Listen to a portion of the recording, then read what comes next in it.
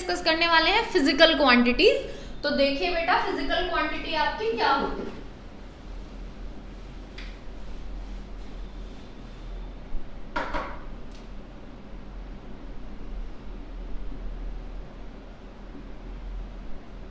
Physical quantity,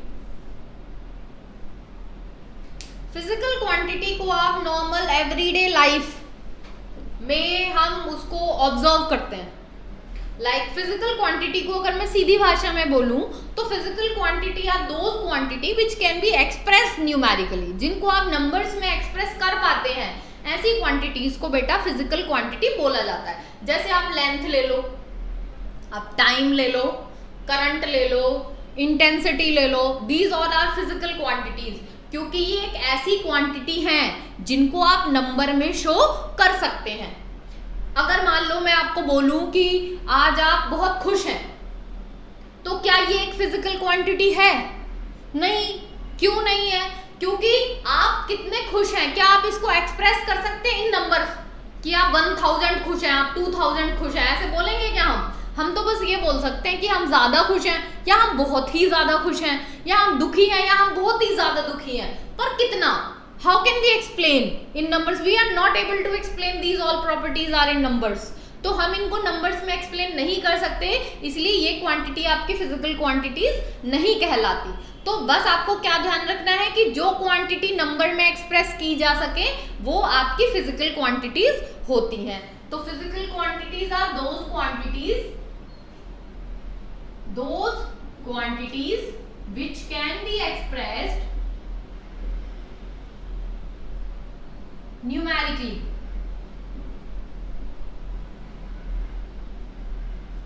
like length, mass, time, temperature and so on. These all are your physical quantities. तो अब in physical quantity के साथ physical quantity की category में हमें दो चीजें पढ़नी है, एक तो नंबर और दूसरा बेटा क्या है, यूनिट। किसी भी फिजिकल क्वांटिटी को एक्सप्रेस करने के लिए दो चीजों की जरूरत होती है, एक तो नंबर, क्योंकि फिजिकल क्वांटिटी को न्यूमेरिकली एक्सप्रेस किया जा सकता है तो आप नंबर तो बोलेंगे ही, और साथ में उस नंबर के साथ क्या होती है, एक यूनिट। जैसे कि देखो, अगर मैं आपको बोलूं this number is 10, what is which physical quantity does this 10 represent? ये 10 आपको कौन सी फिजिकल क्वांटिटी के बारे में एक्सप्लेन करता है?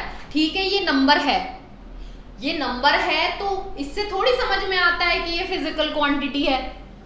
ठीक है, हम उसको नंबर में एक्सप्रेस कर सकते हैं।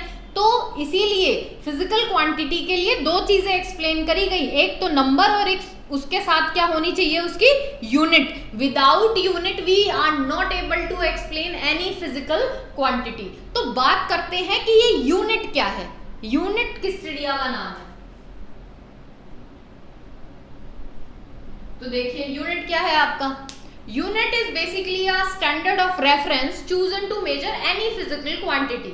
यूनिट एक स्टैंडर्ड है जो हमने चूज किया किसी भी फिजिकल क्वांटिटी को मेजर करने के लिए, that is what unit is. जैसे कि आपको पता ही है कि लेंथ जो है उसको आप किस में एक्सप्रेस करते हो, मीटर में एक्सप्रेस करते हो या सेंटीमीटर में एक्सप्रेस करते हो, तो दिस इज यूनिट। ये एक स्टैंडर्ड है, ये एक रेफरेंस है जिसे हमने चूज किया है किसको एक्सप्रेस करने के लिए, लेंथ को एक्सप्रेस करने के लिए। तो ये क्या हो गई आपकी बेटा, यूनिट हो गई। यूनिट एक रेफरेंस है जो कि बनाया गया। यहाँ पे एक आपकी जो फंडामेंटल क्वांटिटीज हैं, फंडामेंटल हमारे पास 7 फंडामेंटल क्वांटिटीज हैं जिनकी यूनिट्स जो है वो डिस्क्राइब करी गई। अब वो यूनिट जो है, वो यूनिट क्या है, वो यूनिट एक स्टैंडर्ड है, वो यूनिट एक रेफरेंस है जो कि एक कमेटी ने डिसाइड किया। जैसे कि अगर मान लो मैं बोल देती हूँ this is 1 metre, this is 1 metre, मैंने डिसाइड कर लिया कि ये 1 मीटर है, तो इंटरनेशनल लेवल पे सबको बोल दिया जाएगा कि इसको आपको 1 मीटर मानना है। तो बस सबने मान लिया कि ये 1 मीटर है, और हमें बोल दिया गया कि लेंथ को मेजर करने के लिए आपको एक यूनिट चाहिए, क्या, मीटर। तो सबने ये मान लिया कि ये 1 मीटर है। अब इसी के डेरिवेटिव बनाते चले जाओ, 2 मीटर, 10 मीटर, 50 मीटर, 100 मीटर, कितना भी बना लो। तो ये एक स्टैंडर्ड है, ये होना चाहिए। अगर आपके पास कोई स्टैंडर्ड होता ही नहीं तो क्या आप किसी चीज को किसी दूसरी क्वांटिटी से डिफरेंशिएट कर पाते? बिल्कुल भी नहीं कर पाते। अगर मान लो मैं बोल दूं आपके पास 10 है और ये दो नंबर है 10, ये दोनों 10 क्या बताते हैं आपको? ये दोनों 10 आपको कुछ भी नहीं बताते। अगर मैं एक 10 के आगे मीटर लगा दूं और दूसरे 10 के आगे सेकंड लगा दूं तो कन्फर्मली आपको कुछ ना कुछ बताते हैं। क्या बताते हैं? जब मैं 10 सेकंड बोलती हूँ तो दिमाग में एकदम से क्लिक करता है कि ये टाइम है, और जब मैंने मीटर बोला तो दिमाग में एकदम से क्लिक किया ये क्या है आपकी length. So basically this is the standard, this is the standard of reference chosen to measure any physical quantity, क्योंकि ये ऐसी क्वांटिटीज हैं जिनको नंबर में एक्सप्रेस किया जा सकता है। तो ये तो फिजिकल क्वांटिटी हो गई, लेकिन इसी फिजिकल क्वांटिटी को एक्सप्रेस करने के लिए हमने कुछ स्टैंडर्ड बनाए ताकि हमें उस फिजिकल क्वांटिटी के बारे में समझ में आ सके। तो उसी को क्या बोल दिया गया बेटा? यूनिट। So simple. तो ज्यादा दिमाग नहीं मारना है, क्योंकि अभी हम एबीसीडी तो पढ़ नहीं रहे हैं, हमें ऑलरेडी पता है लेंथ, टाइम, टेम्परेचर क्या होता है। So unit is, it is the standard of reference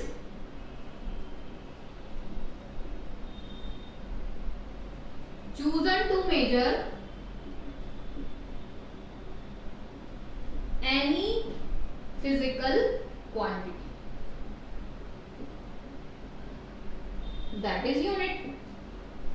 तो देखिए जैसे कि मीटर आपका हो गया, सेकंड हो गया, दीज ऑल आर यूनिट। अब बात करते हैं फंडामेंटल यूनिट्स के बारे में। देखिए फंडामेंटल यूनिट्स या फंडामेंटल क्वांटिटीज क्या होती हैं आपकी? फंडामेंटल क्वांटिटीज बेटा वो क्वांटिटीज होती हैं जो कि हमें साइंटिफिक लाइफ में बहुत जरूरी है। साइंस को समझने और समझाने दोनों के लिए फंडामेंटल क्वांटिटीज जो है वो बहुत ज्यादा जरूरी हैं। कैसे जरूरी हैं और फंडामेंटल क्वांटिटी है क्या? फंडामेंटल इज द बेस, वो बेसिक क्वांटिटी जो कि आपको साइंस को आसान बनाने में आपकी मदद करे। These all are fundamental quantities. जैसे कि अगर मान लो कपड़ा है, एक कपड़े को मुझे नापना है तो मैं उस कपड़े को कैसे नापूंगी? अगर मेरे पास कोई क्वांटिटी है नहीं, how can we measure the cloth? तो बाद में जैसे कुछ चीजें, जैसे मिल्क है मेरे पास, अब उस मिल्क को मुझे नापना है, how can we measure the milk की अमाउंट कितना है मिल्क का? तो इन सबको मेजर करने के लिए साइंस ने या जो आपकी इंटरनेशनल लेवल पे जो कमेटी बनी उन्होंने कुछ बेसिक फंडामेंटल क्वांटिटी बनाई जो कि हमें साइंटिफिक व्यू से बहुत ही ज्यादा इंपॉर्टेंट है। तो हमारे पास 7 बेटा जो है फंडामेंटल क्वांटिटीज हैं। उन्हीं 7 फंडामेंटल क्वांटिटीज की 7 यूनिट्स भी हैं जिनको बोला जाता है फंडामेंटल यूनिट्स। तो क्योंकि कुछ चीजों को साइंस में बहुत ज्यादा इंपॉर्टेंस दी गई साइंस को इजी बनाने के लिए, ताकि हर कोई उसको समझ पाए। अब देखो जैसे कि अगर मान लो हमारे पास फंडामेंटल यूनिट्स ना होती और अगर हम सब कुछ ऐसे ही निकालने लग जाते तो क्या आप सबकी यूनिट को मगअप कर पाते? It is so difficult. सारी चीजें याद रखना तो बहुत ही मुश्किल है। तो साइंस ने उसको इजी करने के लिए आपको एक बेस दे दिया, वो फिजिकल क्वांटिटी का बेस जो आगे आपको चीजों को पढ़ने में आपकी मदद करेगा। वो बेस आपकी क्या है? That is fundamental quantity. तो बेटा देखिए फंडामेंटल क्वांटिटीज को डिस्कस करते हैं।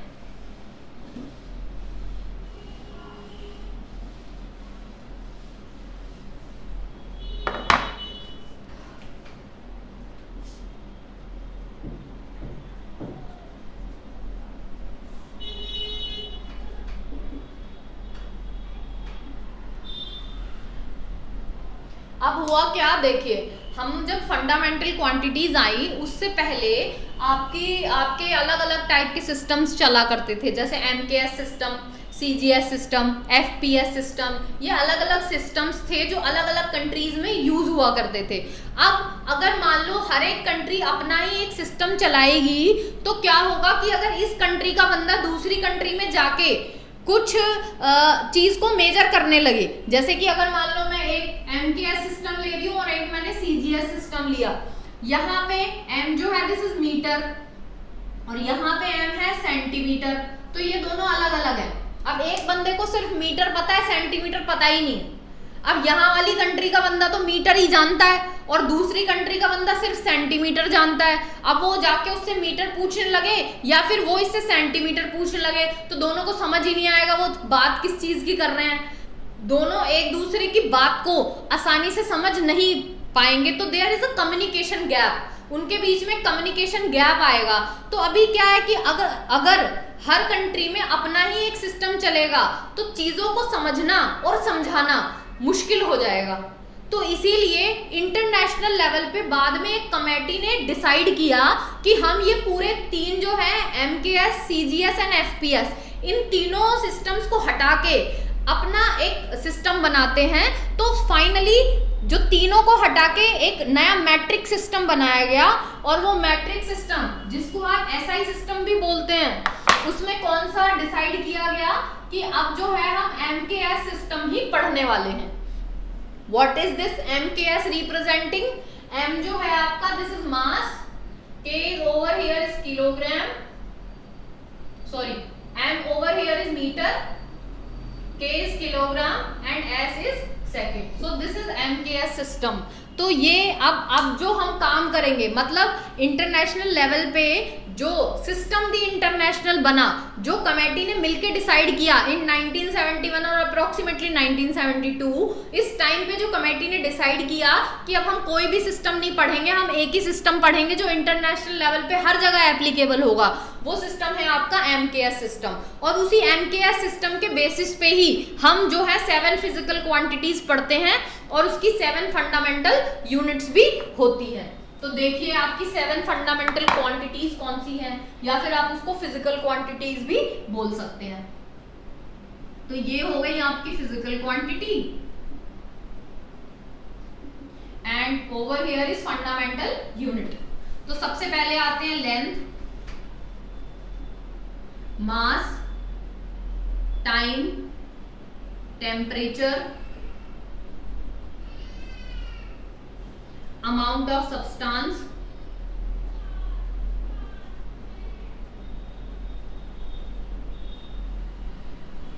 और ले लीजिए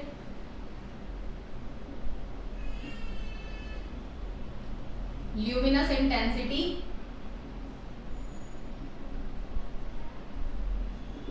and next one is current या इलेक्ट्रिक करंट भी इसको लिख सकते हैं। तो लेंथ की यूनिट क्या हो गई आपकी मीटर, जिसको M से रिप्रेजेंट किया जाता है। मास की हो गई आपकी किलोग्राम, जिसको kg से रिप्रेजेंट किया जाता है। Time over here is second, जिसको S से रिप्रेजेंट किया जाता है। टेम्परेचर को हम बेसिकली केल्विन से रिप्रेजेंट करते हैं। अमाउंट ऑफ सब्सटेंस को बेटा मोल से रिप्रेजेंट किया जाता है। ल्यूमिनस इंटेंसिटी इज कैंडेला, जिसको CD से रिप्रेजेंट किया जाता है। एंड करंट इज एम्पियर, जिसको बेसिकली A से रिप्रेजेंट किया जाता है। तो ये हो गई आपकी 7 फंडामेंटल क्वांटिटी और ये हो गई इनकी यूनिट्स। तो फंडामेंटल क्वांटिटी के बाद कुछ डिराइव्ड जो है यूनिट्स भी आई है। तो आपकी देखिए फंडामेंटल यूनिट्स हो गई, मतलब ये वो बेसिक यूनिट है जिसके बाद आगे आप हजारों लाखों यूनिट बना सकते हैं। तो इनकी मदद से बनने वाली और यूनिट्स, उनको क्या बोला जाएगा बेटा, डिराइव्ड यूनिट, क्योंकि वो इनकी मदद से डिराइव की गई है।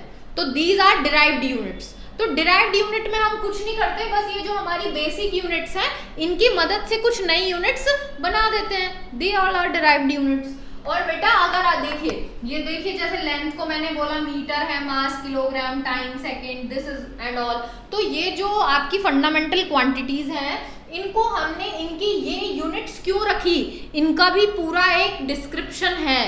तो अगर आपको ये सब कुछ मैट्रिक सिस्टम, SI कैसे आया और ये फंडामेंटल यूनिट्स का पूरा बेस कहाँ से आया. Over here I am not having that much time to describe this all because it is not needed over here. तो अगर आपको ये और भी पूरा डिटेल में चाहिए तो ये आपको फिजिक्स के लेक्चर में मिल जाएगा, जिसका लिंक मैं आपको डिस्क्रिप्शन बॉक्स में दे दूंगी. तो आप वहां क्लिक करके ये पूरा, अगर आपको एक्सप्लेन देखना है कि ल्यूमिनेसेंट इंटेंसिटी को हम कैंडेला में क्यों जो है यूनिट हम उसकी लेते हैं, तो आप वहां से इजीली समझ सकते हैं और पढ़ सकते हैं.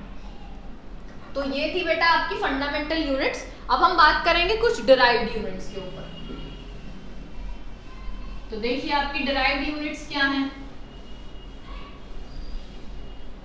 तो जैसा कि मैंने बोला है कि डिराइव्ड यूनिट क्या होंगी.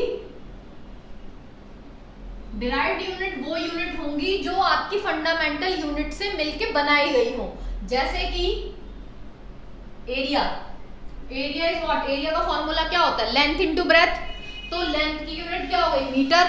ब्रेथ की भी मीटर, तो दिस इज मीटर स्क्वायर. इसी तरह से वॉल्यूम. वॉल्यूम क्या होता है, length into breadth into height, so this is equal to metre cube. इसी तरह से अगर मैं आपको बोल दूं स्पीड, तो स्पीड क्या होता है, speed is distance by time. तो डिस्टेंस इज बेसिकली लेंथ, जिसको हम रिप्रेजेंट करेंगे मीटर में. और टाइम क्या है आपका, time over here is second. तो ये यूनिट क्या आ जाएगी आपकी, मीटर पर सेकंड. इसी तरह से और आप डिराइव्ड यूनिट्स निकाल सकते हैं. तो आज हमने बात करी है एटम, मॉलिक्यूल, आपकी जो प्रॉपर्टीज हैं उनके बारे में, and last one is your fundamental quantity. Next we move on to next we will continue with next lecture. Thank you.